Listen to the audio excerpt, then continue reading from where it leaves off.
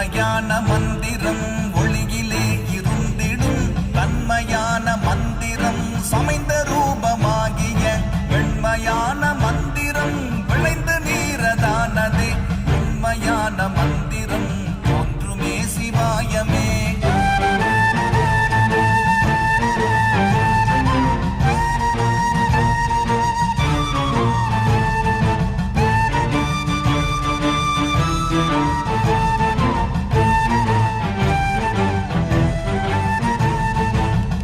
நமச்சிவாயமே உணர்ந்து மெய் உணர்ந்த பின் ஓம் நமச்சிவாயமே உணர்ந்து மெய் தெளிந்த பின் ஓம் நமச்சிவாய